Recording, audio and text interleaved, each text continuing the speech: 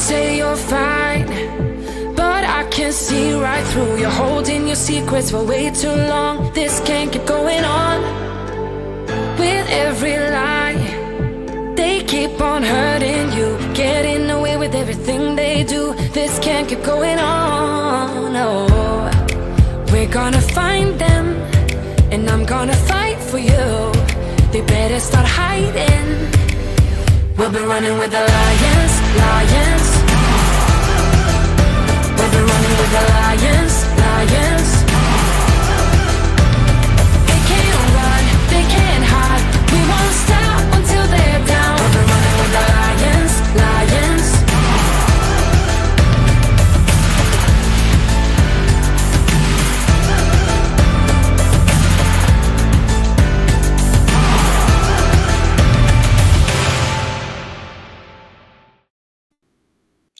Hello, everyone, and happy 2025. I'm your host, Dr. Kalpana Sundar, and this is Gloves Off. So we are actually into our second season, and I am excited because I thought for the new year, it was a great idea to do something a little different. So every new year, we all start with these exciting ideas and we reflect on the year that has passed. And I felt like instead of having a guest today, it would just be the audience and me. And we were just going to have an interactive conversation, something I've not ever done before. So I thought, might as well change it up and make it different for 2025. So for those of you who do not know me, I'm Dr. Kalpana Sundar, as I said before, and I had quite a bit of a shift in my life over the last couple of years. The show Gloves Off is really kind of a metaphor for me taking off my surgical gloves. And I was a surgeon for almost 20 years in an ear, nose, and throat practice. I had a medical spa. And due to burnout and many other reasons and a lack of alignment with what I was doing and what I wanted to do, I shifted out of medicine. And now I'm doing so many different things that I absolutely love. I love building businesses. That is one of my great loves. I help aesthetic providers with their businesses. I also collaborate with other businesses as well, all in the health and wellness space. And I obviously do this show, which is something that I really, really enjoy. And usually we will have a guest. Most of those guests have gone through some sort of big transformation because the gloves off is also a metaphor for the ego. So my guests have stripped their ego, done something courageous, had some sort of major transformation in their life. So that's really what the premise of the show is about. So you can actually find me on obviously E360 TV, but we stream everywhere: Facebook, LinkedIn, YouTube. So if you have not subscribed to my YouTube channel, that's probably one of the easier places to find me. And then I have other content on my YouTube channel as well. So I'm just going to quickly pop up a picture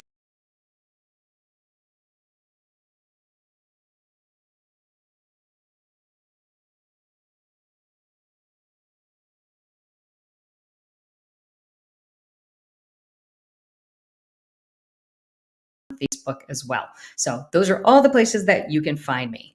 So again, super excited because I want to really encourage the audience participation. So feel free to drop messages in the chat as we go through what we're going to cover today, and we'll just make it fun and share our stories. And I'm excited. So I'm going to share a little bit of a personal story about 2024 for me.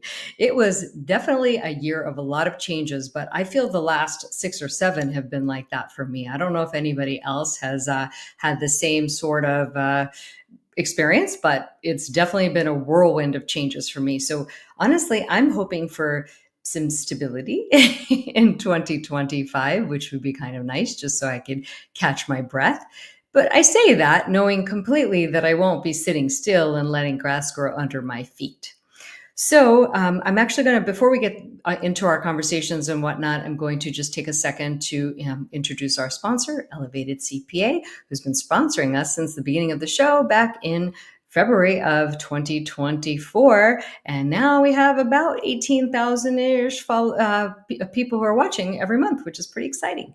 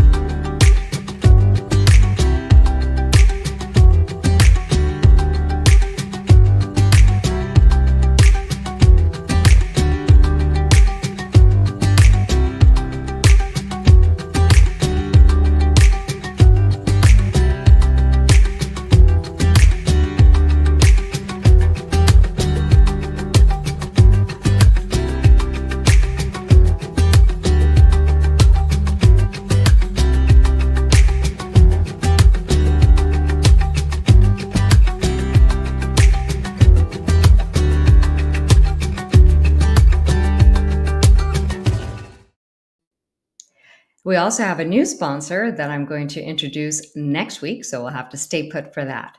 So I've already got some people chiming in already in the comments and in the chat. Some people have also said that they have had quite a rough year in 2024. We've got Sandy, Jessica, Ron. A couple of people have chimed in and said that they also had a rough 2024. But here's the thing. Everybody has had some rough times in their year. But what would you say was a moment that you were really, really proud of? Just drop it in the chat below, okay? So while I'm waiting for people to drop messages in the chat, I will share that I am most proud of the fact that I made a big move across the country from Florida to California and finally feel very, very settled in my life here. So I'm super happy about that. And that's been my biggest accomplishment, I would say. I didn't realize because I've moved a lot, but I have not moved out of state in quite a long time. And I didn't realize how those little things made a big difference. So, you don't think about where you're going, where you're going to go to the grocery store, where you're going to do your errands and all those things. The roads, it's funny how different it is once you have to move. So I'm glad I did it because it got me out of my comfort zone. Okay, now I've got some people chiming in. All right. This one, we've got Jerry, who is training for who trained for a triathlon. That's pretty awesome. You go. That is fabulous. I've never done a triathlon. I've done half marathons. That was enough for me. I thought about the triathlon, but I was pretty much done after the half marathon. Too many injuries. So you go, Jerry. Great job. All right. And then we've got a weight loss goal of 50 pounds. And that is, I'm sorry, I can't. Oh, Sherry. Okay. I couldn't see the name really well. Well, that's pretty amazing. So yes, we all have some things to be proud of from 2024. I see some other comments rolling in. Hold on one second. Okay. Oh, somebody's first trip out of the country. That's exciting. I love traveling out of the country, so I'm with you. I understand how exciting that could be. So, and then what were the big challenges that you guys have had? Anybody with any big challenges? So I'm going to just share mine because my big challenge in 2024, I would say, was really around letting go. Letting go is really hard. People tell you should let go of things when they don't serve you and all that good stuff. And even when you know that that is true, it is really hard to do it and put it into action. But when I first moved here, I was really trying to find my way, and a lot of things had shifted. People, things that the way I used to live my life, a lot of things changed. So yeah, I'm having, other people are saying the same thing. Boundaries, yes. Yes. That's Janice chiming in about boundaries, that she's really been working on the boundaries. So that's awesome. And they are hard. Boundaries are very, very difficult because I would say that boundaries are something that we have to look at all the time because we have them. And sometimes they need to be refreshed and reviewed, right? So as we are evolving in our path, we will have to review our boundaries and make them more specific. So I think a lot of people have had that go on. Okay. And then other challenges. Oh God, losses in the family. Yeah, that's tough. That is tough. Career changes. Yep. All stressful challenges. Definitely. Well, you know what? I have to say that sometimes we feel alone in this, in our struggles and even in our accomplishments. And it's just nice to know that everybody out there is going through similar things that we're going through every single day. So we're never really alone. Other people are going through the same things. It's just a different tweak on what we're going through. So lessons. I wanted to share lessons that I've learned in 2024, and feel free to drop anything in the comments about what you've learned in 2024. I would say my big lesson was just to let go and go with the flow. Just not worry so much about things. I tend to be a worrier. I like to control things. I think other people can probably feel the same way.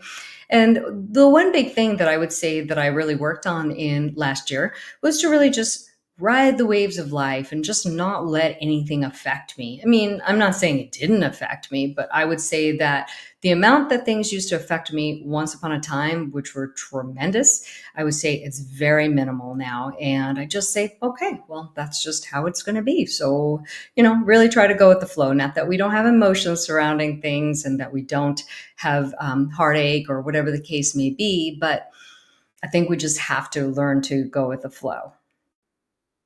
Oh, yeah. We have someone chiming in saying that resistance, they have lots of resistance around change. Yep. Yep. Fear is a big one. Letting go of fear. Those are all huge lessons to be learned, right? Because fear is one of the things that I feel like every single one of us works on conquering every day. Because when we get fearful about something, our heart rate goes up and we start to feel nervous, and it's not the reality. And to me, that's a sign where I need to go ground myself. I need to meditate, maybe go exercise, release some energy. And then when I come back to it, then I feel calmer and more peaceful about everything. So yeah, I appreciate you guys chiming in because it's always fun hearing the comments from everybody. Yeah, lots of people going through lots of things. So, and then I have an unpopular opinion about resolutions. They kind of drive me crazy. And to be honest, I haven't done New Year's resolutions on New Year's in a really long time. Most of my resolutions or changes or things that I'm working on often happen on my birthday, which is a couple of months before the new year. But that's really for me when I take that time to evaluate what I want my life to look at, like what kind of things I want to change, what things I'm wanting to improve. So, I mean, again, we don't all have to do it on New Year's Eve or New Year's Day to make resolutions. They can happen at other times of the year. But my unpopular opinion on resolutions is just most people don't stick to them because they're just so vague. And I know years ago, I learned about something called SMART goals. And basically, they are well, the reason that people don't stick to their New Year's resolutions is because they lack specificity. They are usually unrealistic. There's no strategy behind them. It's just like, oh, I'm going to do this, this, and this, but there has to be an action plan or it won't actually happen. And then there's a lack of accountability. And last but not least, people have this all or nothing mentality about it. That's why gym memberships go crazy on January. And then by January 15th, nobody is there because people have unrealistic goals about weight loss and fitness. And I do a lot of consulting for wellness and whatnot. I always tell my patients that just pick a goal that's achievable so that you can actually feel good about yourself. Because the minute you start to berate yourself, everything's out the window. It doesn't work anymore. So what I love about SMART goals is just that they're specific, they're measurable, they are attainable, they're relevant, and they are time bound. So that's huge because then they can actually be achievable. But the other thing too is sometimes people have too many goals. We have to be realistic about what we can actually accomplish. So all of these goals don't have to be done at the same time in the new year. So maybe you have two big goals for the first quarter, the two big goals for the next, or whatever. We have a whole year and we have a whole life to get things done. We have to pick the balance about what is the most important thing to be done at that very moment. So I'm going to ask you guys to chime in. I already see some things coming in about about New Year's resolutions. Yes, weight loss. It's always a big one. Fitness, eating healthier, getting more sleep. That's a good one. Spending more time with family. Yeah. And these are great goals, I mean, everybody should use these goals to help them lead a life that's more suitable, more enjoyable for them, and in the way that they want to live it, which is perfect. All right, so then I'm going to move on to alignment and purpose. So alignment, when we feel that we're not in alignment, we have a lot of internal conflict within us. And that was something that I know very well because I felt that in my years of medicine, because I loved what I did. I loved helping people, but I did feel that there was some lack of alignment. And because of that, I did have a lot of internal conflict. So again, I was prescribing more drugs than I really wanted to. I wanted to counsel patients and spend more time with them. So that was where things were out of alignment for me. And the other thing is that I never had time to really do any kind of self-care activities or explore anything in spirituality or anything. I wanted to do more things for myself and have a better regimen of self-care, but there was just really no time. I felt pulled in so many different directions. So that I think is another big one. And then also if you have this goal to spend more time with your family, but you're always having to work late or something, all of these things are out of alignment with what we really want. And the minute that starts to happen, then we feel this internal struggle, which is actually really not healthy for us. So the big thing is that when we know what we want and we have a purpose that we feel very strongly about, it actually fuels resistance. I meant resilience. There's resistance when you're not aligned with your purpose, for sure. But resilience is fueled by the fact that you really feel passionate about this thing that you want to do, and it feels aligned with your purpose, with who you are. And the other thing too is authenticity. I saw somewhere that authenticity is the highest frequency that you can vibrate at, more than love, which is amazing. So when you are so authentic, you are vibrating at a completely different frequency, and people can see and feel that you are very genuine and that you are authentic. You're not trying to pretend to be somebody else. So that's another huge one. I love talking about authenticity. It has been a big journey of mine to be as authentic as possible. And I've actually seen the transformation even on camera. So there, way back, years ago when I'd watch myself on camera, I would notice that it didn't really seem like me when I watched it. And I used to hate watching anything that when I was on TV or something, I didn't used to enjoy watching it because I think it's because it didn't feel like me. But now I've noticed that it does, because I've worked so much on being authentic that there is really no difference between how I am with my friends or people I'm talking to or how I am on camera, which is something that is a real big accomplishment for me. So I'm going to have you guys chime in. It's funny. I'm talking here. I'm seeing all these things, people chime in. So, okay. So the area of your life that you want more alignment. That's the first question. And then I'm also a habit that you would like to let go. Okay. Some real good common ones here. Habits, typically drinking, smoking, eating sweets. I'm seeing a lot of that.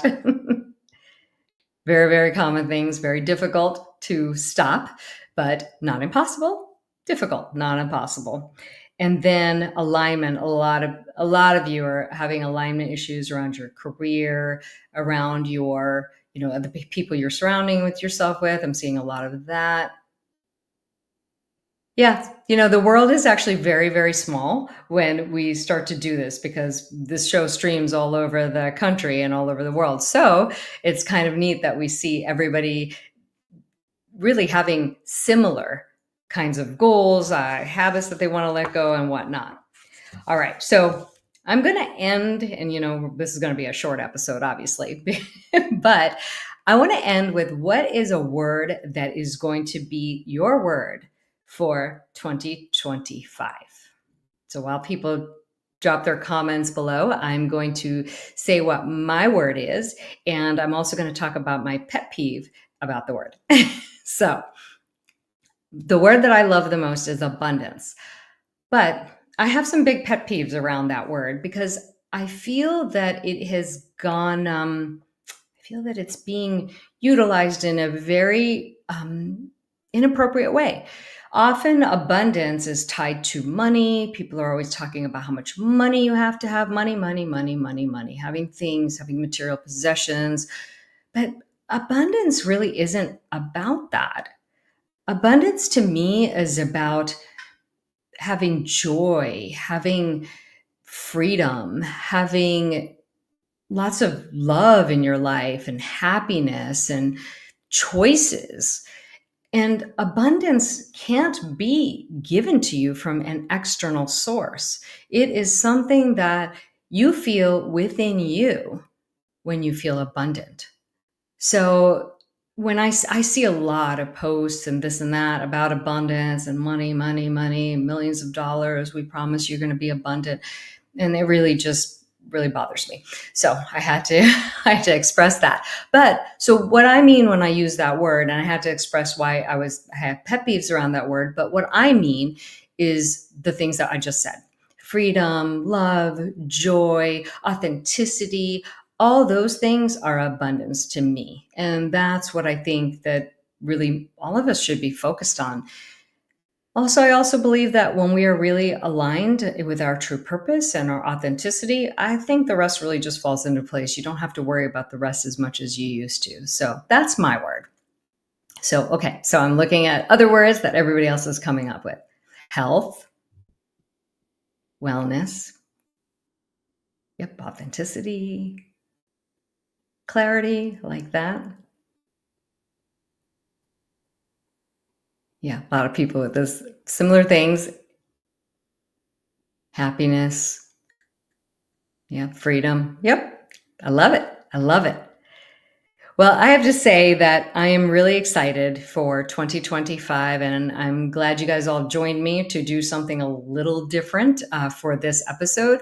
It just felt like it was time to change things up and do something a little different. And I love the audience participation. One of the other things that I'm going to do is a lot of times when I have a guest, I see a lot of comments, and it's been hard for me to look at the comments and answer, or I'm going to be doing that more. So that's a goal for me in 2025 for this show. So I want to hear more comments, and please, you can comment on Instagram, Facebook, YouTube, everywhere. I really love hearing the comments. So I'm excited to have the second season of Gloves Off with you guys, and you have a fabulous rest of your day, and we will see you next week. So next week I have a guest. Her name is Sabrina Victoria, and she has done a lot of amazing things in her life. So she has multiple platforms that she works with, and one of them is Her Nation magazine, and I'm actually a contributor on that magazine as well.